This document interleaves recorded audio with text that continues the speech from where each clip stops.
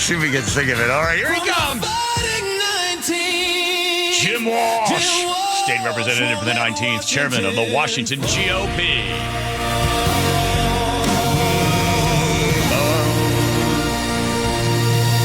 We had Braun on the other day. He looked great. Great camera angle. Was not a gigantic face staring at me, unlike yours right now. But you're here and you're present because I believe the look on your face there, Walsh, it looks like you got some good news for us. Well, there's all kinds of good news. Oh, there we go. I don't know why I came on the day you've got the slide whistle working. Sorry about that. No doubt going to get that. There it is. Okay. All right, go ahead. Give us the good news, Walsh. Well, I mean, the good news is we've got 5 state Supreme Court openings out of the 9 judges on the Washington State Supreme Court. Mm-hmm. And we like our chances for getting a couple of people who've actually read the Constitution of the state of Washington on the state Supreme Court. Yeah, not just read it, understand it, and then respect it. Well, I'll settle for read it, John, but yes, we would like those other things. Can I throw my one of the people I think should definitely be in there is David Larson. Well, he's top of the heap. Yeah. In my mind. He's already declared he's going to run for one of those open spots. He came very close 2 years ago, Larson did, to getting elected to the state Supreme Court. He's now retired. He was a municipal court, a local court judge in Federal Way. Mm-hmm. But beyond just that position he's had for quite a few years, he carved out a reputation among the judges and among the people as somebody who understood the law and taught people about the law. He taught kids. He talked to civics groups. And he's just very outgoing, Dave Larson is. Yeah. And also highly rated as a judge. His opinions were not very often overturned. When he would come to a conclusion, they generally held up on review. And he is probably the best known and highest profile of the moderate to conservative judges in the state of Washington right now. So he's running. Yeah. A couple of other guys we like are running. No gals so far. Uh-huh. Maybe soon. A fellow by the name Are you of willing to define a woman? Oh, absolutely. I know it when I see it, right? Okay. So do you. Anyway, a guy called Is it a pronoun now? Go ahead. Go ahead. I'm trying to give you the straight scoop. We can talk about women all day. Okay. So Stevens, a guy, David Stevens out of Mason County. He's a Superior Court judge there. We like him. Okay. And a guy called Sean O'Donnell, who's probably the most plugged in of these 3. He's currently the head of the Superior Court Judges kind of association in the state, and he's shockingly moderate, even-tempered judge out of King County. You know what? So we got a few. Yeah, you know what feels kind of yucky to me, Jim, is the fact that these judges, when they run, they solicit campaign donations. To me, that just something about that just doesn't seem kosher. And I know you need the money in order to run, but you can look on the PDC as to who's giving them the money. Well, I mean, if you were going to go to court, you find out that the judge, and you're going to have a hearing, and you find out the judge received money from some place, and you're going to go before that judge, and you may be slightly somewhat connected, or that judge might be slightly somewhat connected to the person that's bringing the case against you or is defending. Does that just, I don't know. To me, it just doesn't sit right. Where it really, that same phenomenon really hits the fan, John, is just getting lawyers to run for judge. Yes. I mean, it's very hard to get moderate to conservative lawyers interested in running for judge in the state of Washington. Well, partly because if you're a moderate or conservative lawyer, you tend to be making so much money as a lawyer, you don't want to take the pay cut to become a judge. Right. But also, they don't like to run for judge and not get it and then have to try cases in front of maybe somebody they ran against for judge. Right. So that same phenomenon applies more in the trouble getting people to run. Now, there are rules around how judges, there are lots of rules around judge campaigns. Of course, we elect our judges in Washington State and at all levels, not just the state Supreme Court, the appeals court, the Superior Court, the municipal court, all the courts, we elect judges. And they're nonpartisan races. So none of the judges run as Republican or Democrat or Green or Libertarian or anything. They're nonpartisan races. And then the judges are bound and limited, not by law, but by the ethics canon of the Bar Association. So the rules, they're restricted in what they can say. And to your point, John, they actually literally can't ask for money. Yes. If you go to a fundraiser for a judge candidate, you'll see, if you go and watch, you'll notice the candidate himself or herself can't ask for money. Right. So they'll do like a dog and pony show. They'll introduce themselves, they'll talk about their life, and then literally they will step aside or out of the room, and someone else has to ask for the contributions. Right. So they are bound by all these restrictions, and that's why people are like, people don't like judge races. They complain about. I get so many phone calls from people who are frustrated about judge races because the judges aren't party affiliated, so you don't know anything about them that way. They can't say how they'd rule in any kind of case they might hear because they're restricted by the ethics rules. And they tend not to say much in general because they don't want to offend anybody. And that's actually why I like Larson and some of these other guys, is these candidates will talk a little bit more about what they can talk about, which is their judicial philosophy, what their attitudes are. And speaking of Larson talking, when this story came up, it was Jason Rance had it at Seattle Red, when he heard that under current Washington law, a court can impose a bail or issue an arrest warrant when there is, quote, likely risk of non-appearance, close quote. Judges can look at someone's record, their history of skipping hearings, their ties to the community, and make the call. The judge can make the call on this.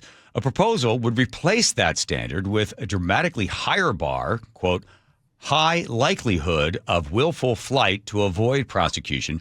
The court could have defined that the defendant had intentional conduct with a purpose to thwart the judicial process to avoid prosecution. And under this definition, missing the court 3 times probably does not cut it. You would have to prove the defendant actually intended to evade prosecution. So this is the failure to appear. So what they're doing with the Washington Supreme Court is going to look at, like, basically tell all judges that it would also cap bail at $200 for most misdemeanor offenses, excluding domestic violence and DUI cases.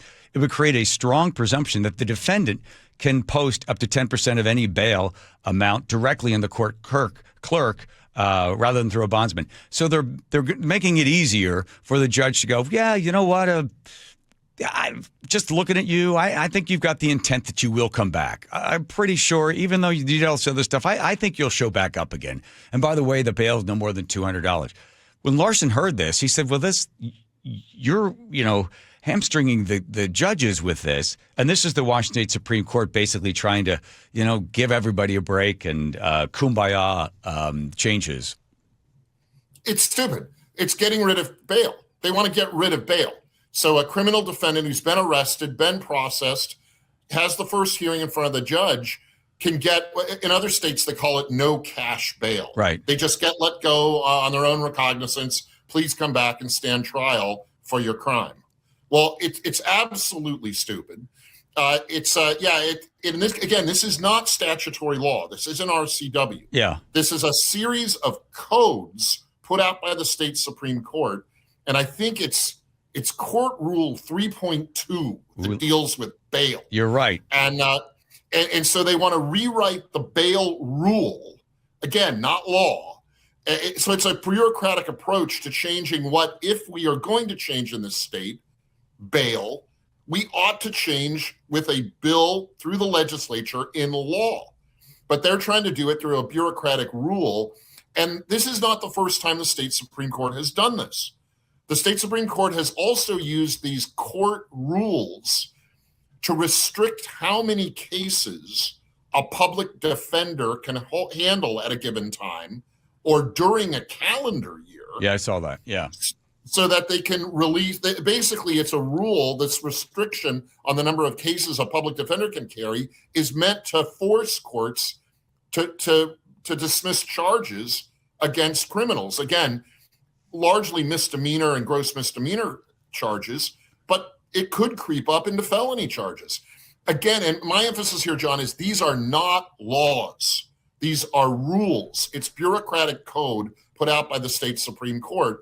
That's why we've got to get a few regular people on the state Supreme Court and not just a bunch of hacks who are fundraisers for Bob Ferguson. Well, with the procedural stuff, it's in Olympia, the lawmakers do yield to the court when the court has decisions based upon the procedures that the courts will apply. So you do give them a lane in order to have that in place. So they're just taking that lane and they're using their ideology, their sort of belief in the world that, most of the people there, it's not really their fault. The system failed them. We failed you. How can we help you? Just give us $200 and promise you'll come back in 2 weeks. When they don't, then a bench warrant is issued. And then unfortunately, it's once the bench warrant is issued, now the guy doesn't want to have to go to court. There's a warrant out for him.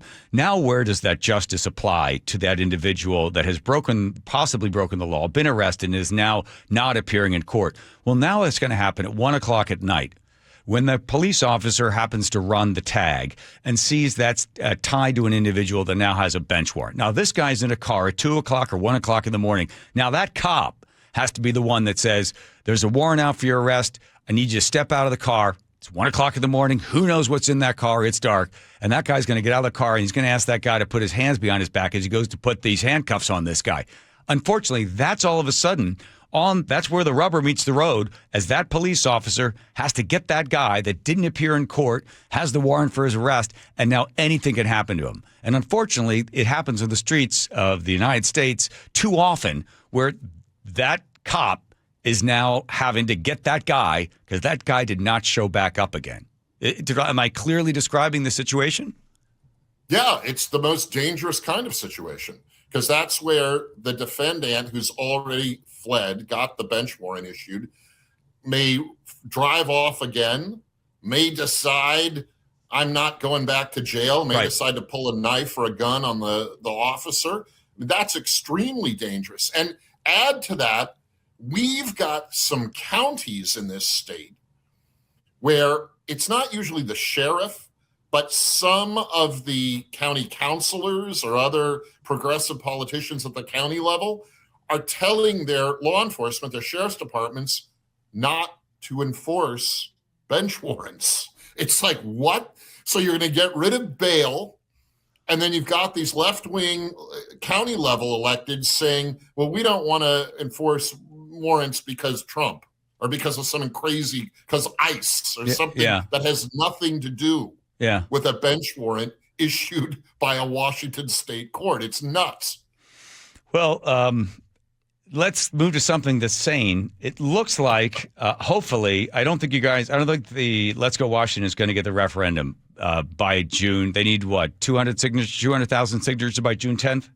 It's a little less than that. It would be 150 change. You always want a little more than you need. Okay. The requirement is about 150,000. Let's assume they missed the mark on that one. Let's try then for the initiative process that would start, I assume, right away. They have to get 450,000 or something like that. And then it would go on the ballot in November, correct?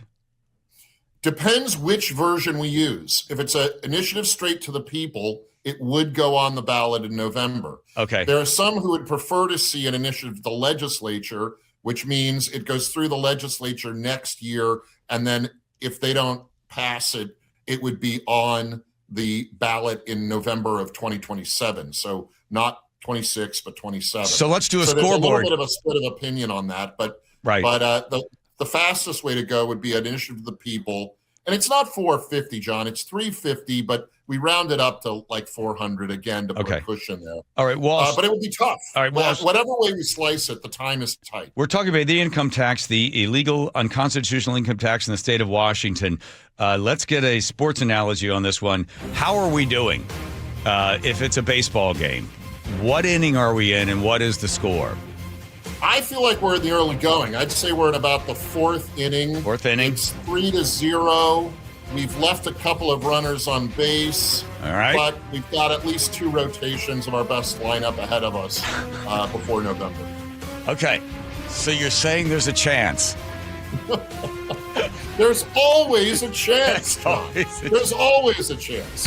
And we've got a couple of really good setup pitchers and relievers. So our best work is ahead of us. Okay, but so you're telling me there's a chance. Okay, but right now we're down 3. We're down 3. All right. Well, listen, Walsh, I think that justice will prevail.